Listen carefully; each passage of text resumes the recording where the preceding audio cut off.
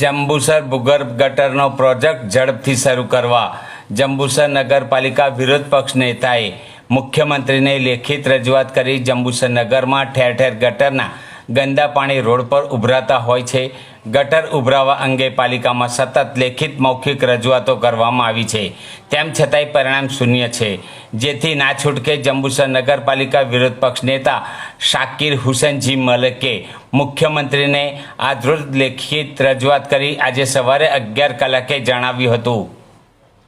આજરોજ માનનીય મુખ્યમંત્રી શ્રી ભૂપેન્દ્રભાઈ પટેલ અને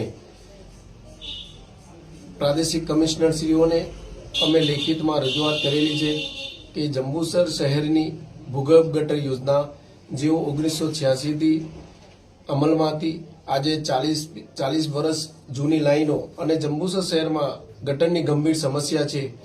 એનું એક વર્ષથી કમિશનર આરસીએમમાંથી ઇજનેર દ્વારા સર્વે કરવામાં આવ્યું છે, પણ આજ દિન સુધી એને મંજૂરી મળેલ નથી। એટલે અમે માનનીય મુખ્યમંત્રી સાહેબને લેખિતમાં રજૂઆત કરેલી છે તે તાત્કાલિક ધોરણે જંબુસર શહેરની ભૂગર્ભ ગટર યોજના નવી મંજૂર અને અમલ કરવામાં આવે એવી અમારી માંગણી અને વિનંતી છે। એ અમારી અપેક્ષા છે કે જંબુસર શહેરને તાત્કાલિક ધોરણે નવી ગટર યોજના મળે એવી અમે આશા રાખીએ છીએ।